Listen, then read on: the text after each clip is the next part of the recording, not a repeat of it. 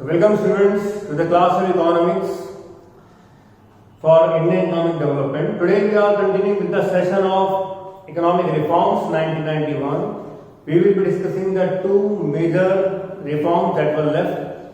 It means we are going to discuss today, one is privatization, another one is globalization.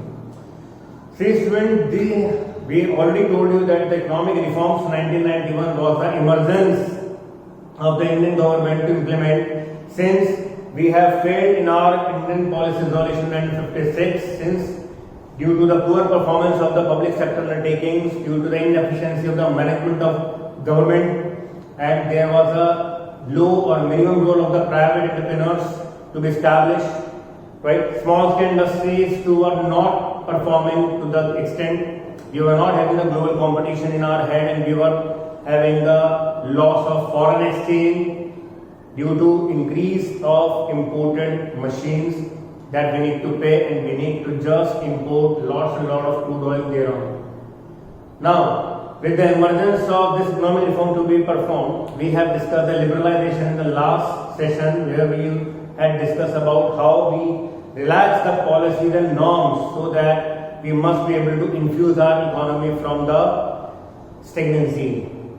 So, today we are going to have the privatization as well as the term globalization. If we talk about the term privatization, it has been obtained from the word private. It means we just need to increase the role of private players in an economy. We already know, students, if we are going to increase the role of private players, then only there will be a real boost to be found in the economy, and that's what has been actually done.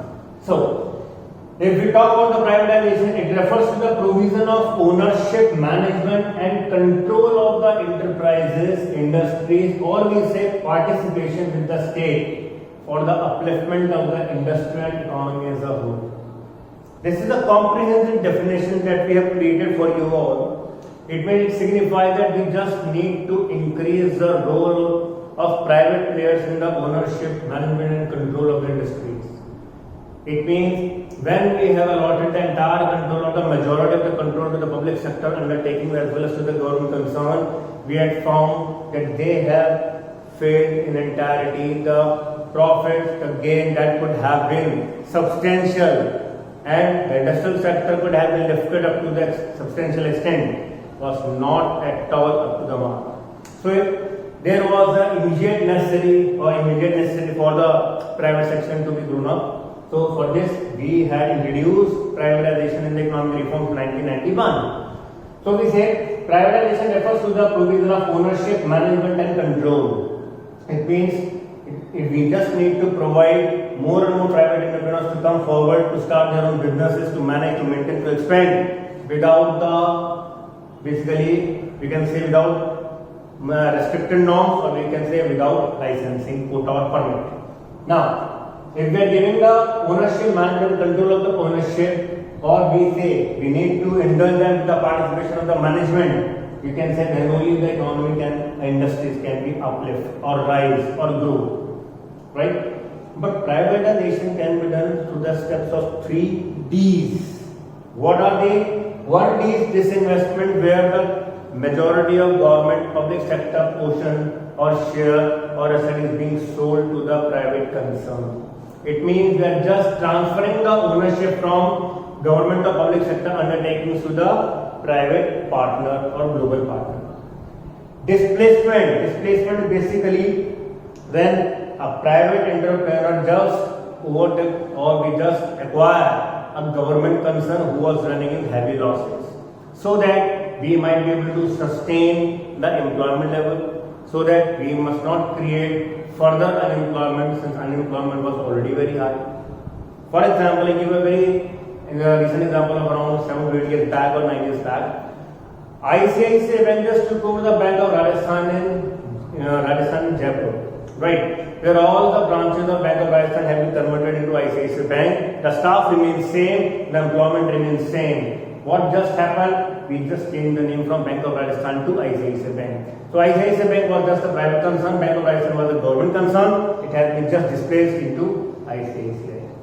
So that was the displacement, means we just need to acquire a loss concern of the PSUs, and we just need to convert it from that government concern into private concern. Then delegation. Delegation means the majority of work is allotted by public sector undertaking or government to the private owners in the form of some legal tenders. For example, if we talk about Jaipur, where we are residing, we say there was a project called as BRTS corridor that was used to create a mid-road for the low-floor buses and for heavy trucks. It was allotted to the private concern BRTS. Likewise, another big project, Jaipur Metro, was just, we can say, delegated to the private owners as well as to the government concern. It means there was a basically private participation with public participation. And then we can say our privatization facilitated with the concept of 3 Ds, that is disinvestment, delegation and disinvestment. So displacement, disinvestment and delegation. These 3 are the Ds that led to us that we just need to increase the role of privatization among public sector to grow. We know that we have created Navratna also, Maharatna also, that were a huge government concern, but still they were not such sufficient to control or to maintain the level of economy of India as a whole, since India is a very big country in a global map. So what were the expected gains? Number one, rising growth and efficiency. No doubt, since the private owners came into front, they have started making production in a good amount as well as in good quality with reasonableness of price. Then there was rising competition. Expansion and diversification took place since we need not to take licenses anymore. So the licenses was abolished, the permit quota was just ruled out. It means there was every chance for the private concern to expand also, to diversify their business also. Then consumer sovereignty. It means now the consumer is said to be the king of the market. Why? Because consumer is available with a wide variety of goods and services. He can make choices from among several options. So whatever the choice suits to him, he can purchase that commodity of goods. Now the seller cannot insist that you must buy from me only. So there is sovereignty of consumer. We can say consumer is a king in the present scenario. Drawbacks: lack social welfare. Definitely, private owners or privatization leads to profit maximization goal. So the goal of profit maximization was much ahead than the goal of social welfare. No doubt, several firms, several companies of private are today implementing the concept of social responsibility. They are undertaking the environment balance also. They are just undertaking the education and welfare measure also, and developing the society and colonies also. But still, we can say the first motive of the average private concern is to make profits. Second, free market forces lead to inflationary and deflationary pressures. Whatever the market force, the demand and supply are being in existence, they can just lead to inflation and deflation due to excess or deficient demand that we have studied already. Then, health constraint and peer pressure. Definitely, there is a lot pressure in private firms or private enterprises. Whosoever works, there is no job security.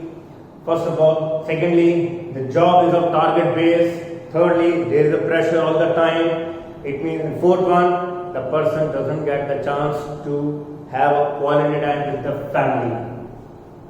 And that what it leads to the health constraint, the hazards, or we can say the peer pressure or frustration, depression, stress, hypertension, and several diseases crept out for the sake of earning more money. So the person or the people are costing their life in private concern just in order to have more amount of salaries, more amount of income. So basically these are the drawbacks that we have seen in privatization.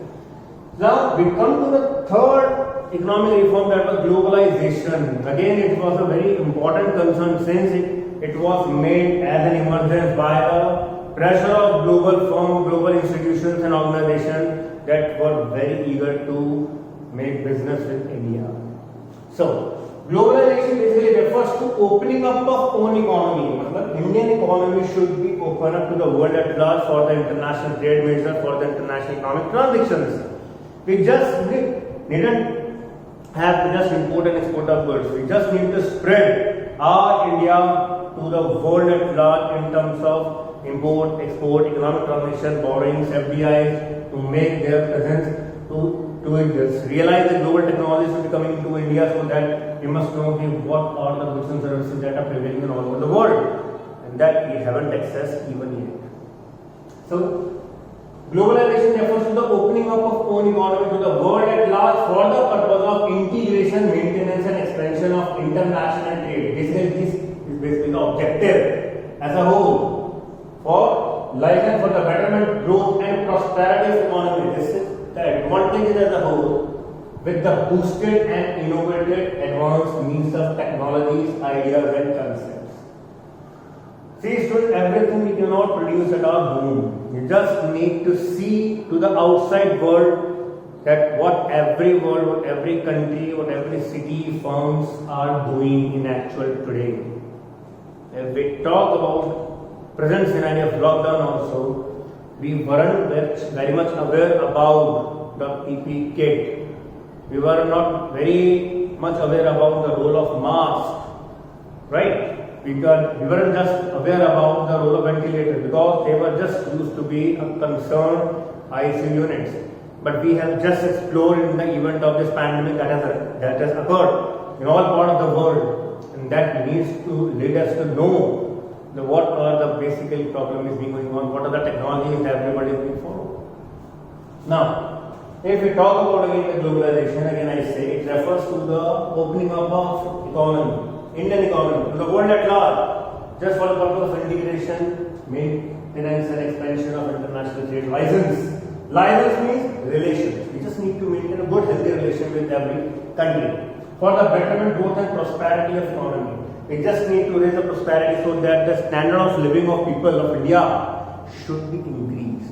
We must know we are in excess of the mobiles, LEDs, refrigerator, washing machines, four-wheelers, two-wheelers, right, with high quality of life. Why high luxury of life? How come? Just due to the presence of such global firms that are making business in India. So that's why we say for the betterment, growth and prosperity of economy with boosted and innovated advanced means of technologies, ideas and concepts. Today school we used to work hours and hours of work in few minutes and seconds. There was a time when we used to think that there would be a one phone only and everyone will get the chance to make a call, right? We just need to wait for hours. We hadn't had even a thought that there might be some telephone or phone marjao, so that we can just carry the phone in the market also to anywhere in any part of our city, state or India, across India, and see this happens in the form of mobile. So the technology is growing very high. In India, the information technologies, in India, in every field of technology or sector, maybe primary, maybe services, maybe even agriculture also, the technologies are improving and technologies are coming into India to let them know how Indians can also make their business in a very less span of time with the high quality product with the reasonableness of price. So, what are the positive effects? Positive effects are basically rising exports and import with less duty. Now the duty has been just ruled out and we have imposed very less amount of duty, so that we must increase the level of export and import. Exports are being made 100% duty free and imports have been charged with less amount of duty. Rise in FDI borrowings, that was short, that there was increase and there has been a lot of increase of FDI. Many global firms have entered into India, and if I say that minimum 15 to 20 global products are in your house, I will not be wrong. You can just count on your own, from ready-made garments to the utensils to the electronic gadgets to automobiles. You can just find out you will be having minimum 15 to 20 brands in your house that were marked with international company firms brands or logos. Then rising competition. Global firms led to a very healthy competition between Indian firms and global firms. We just need to compete with them. They just let us know how to do business with the customer, how to just convince the consumers with the politeness, humbleness and how can we present our business environment in front of him. We just need to make more luxury, more representative, more decorated our firms or area of operations of business to the consumers at large. So there was a rise in competition. Outsourcing, this is very nice concept, student. It has led to a great amount of business in India and high prosperity even. Outsourcing refers to just letting out the work to someone so that he can do in a more convenient time than us. Everything we cannot produce, everything we cannot counter. So if we just outsource our work that is overburdening on us, we can just make more clear for our targets today. It means if I say the company are not able to handle the complaints of the consumer, what we did, we just maintain the BPO, business processing outsourcing, KPO, knowledge processing outsourcing. It means we have produced several call centers to facilitate the ease to every concerned sectors of manufacturing as well as service. We just need to cater to every part of the industry so that this outsourcing must spread and every firm must be able to maintain their level of business with ease and comfort. We just need to allot all such amount of tasks, duties that we weren't able to perform at high quality. That's why we produce the outsourcing. That is basically the best example today of outsourcing is call centers. Even there are many more examples that we need to see, right? Where we just need to elaborate the service center. The service centers, whatever they have been allotted, are basically outsourcing.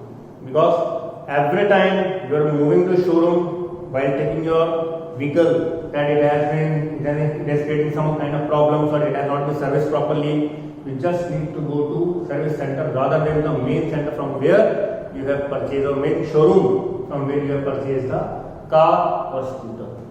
So several service centers are also treating themselves as a matter of outsourcing.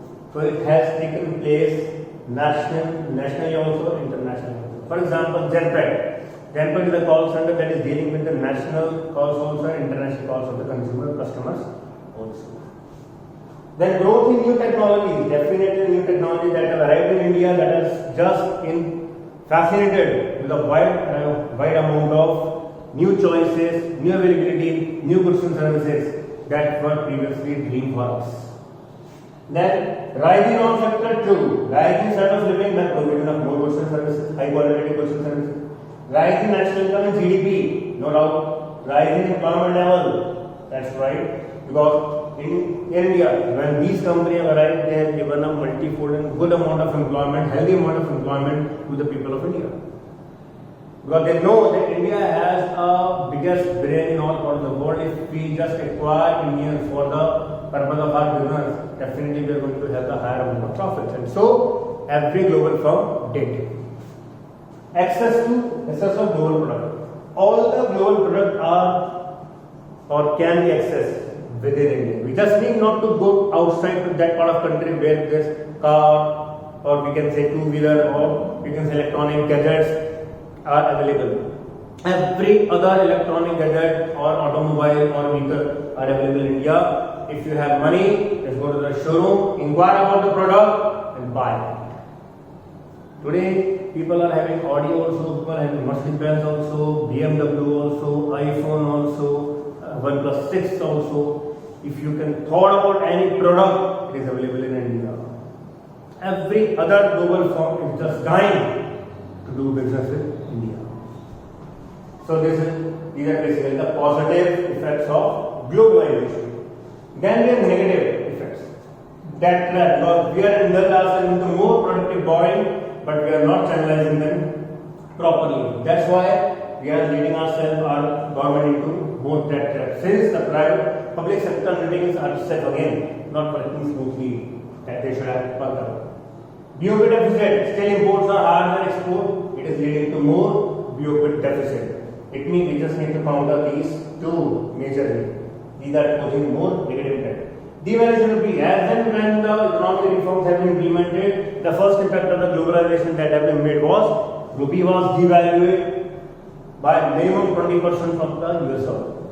So when it was started devaluation from the level of 1991 to 2020, even today the rupee is depreciating.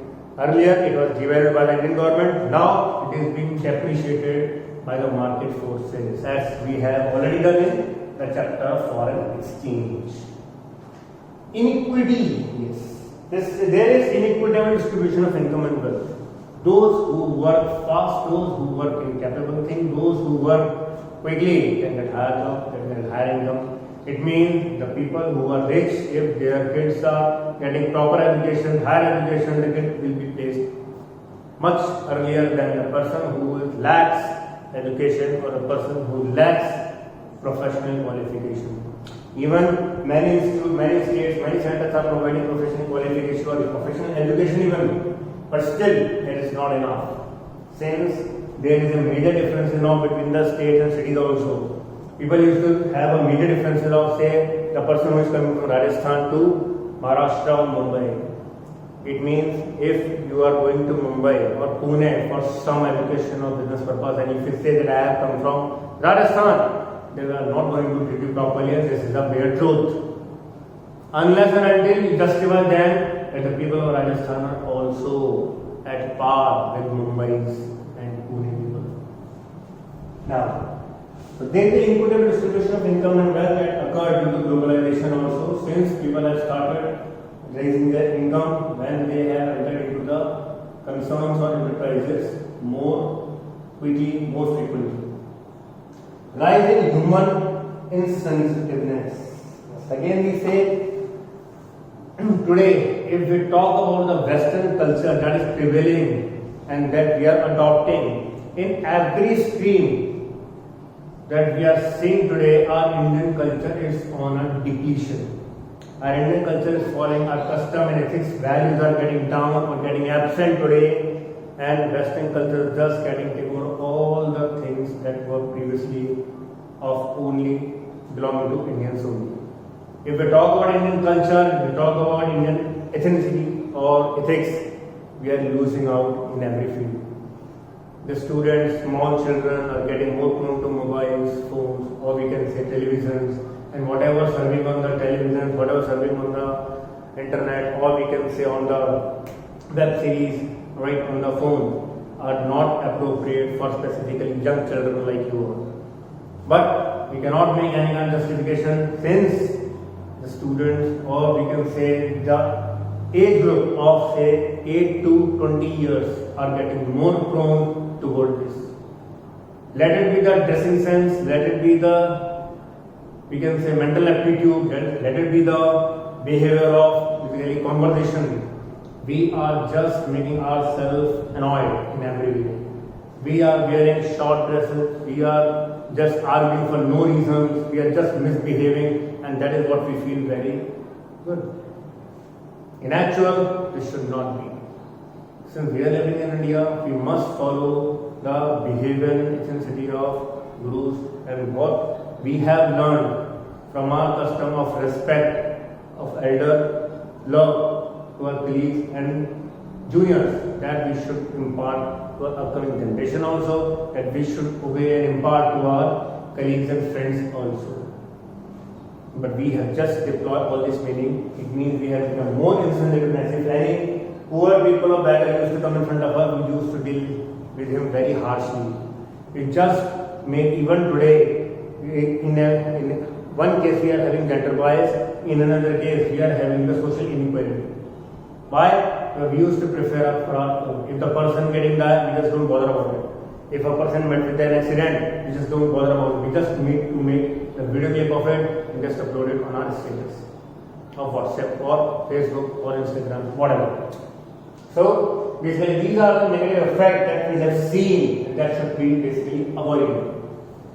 So students, if we sum up the positive effect of all liberalization, privatization and globalization, we will get the sum of positive effect of economic reforms. And if we sum up the negative effects of all, say, liberalization, privatization and globalization, we will be getting the drawbacks of economic reforms 1991. It means if there is a positive effect of consumer sovereignty that has been permitted by economic reforms. There has been a consumerism also as a negative effect that has been given by such economic reforms only. It means today, if we are having no need, no emergency, no, basically we can say necessity of a product even when we used to buy it, just for the case of demonstration effect to show off, right? It means if we are having one LED, we want another LED, since our relative has 3 LEDs. If we are having one AC, we just need 2 more AC, just because our relative, our friend are having 4 ACs. Why? This is just ridiculous that we cannot satisfy, we cannot make ourselves norms so easy so that we should feel and stay happy that whatever we are having is sufficient for us. But no, due to such amount of luxurious items that have been provided in a best presentable mode by the global firms, we are just denying this fact that why we are not having such amount of goods. We want more goods. More good will make us more wealthy, more healthy. But in fact, this is false. This is not true. Whatever we are having, we must feel happy, students. And I once again just request you to just increase the level of saving. It is just my personal opinion that increase the level of savings, because you have seen this biggest example of your life that is going to happen, that you can survive only with the help of savings if you are facing such kind of pandemic. Now, can you ask any of the luxury item to let you save? No. Can you ask any of the person to let you get employed? No. Can you ask any of the government concerned to give you more amount of money in your account? No. Only the thing that can let you save is your savings or the amount that you have saved for you so long. It means one and only one thing that I need to tell you, that you just need to be happy, safe, and healthy with whatever you are having at your home. You just need not to look for some other thing that we just wanted. We must keep it at home, and if there is no use, it is just lying as a scrap in your home. Right? So this is what the topic of economic reforms to all our students. Now this completes the chapter of economic reforms 1991. In the next chapter, we are going to start with the problems and challenges of Indian economy that are still creeping out in the economy, that we just need to rule out as early as possible. Since we are fighting those challenges for over 7 decades, but still the fight is on. So the first challenge that we are going to discuss with you will be poverty. Right? So till then, stay safe, stay healthy, stay happy, and thank you so much for watching our video. God bless you. See you.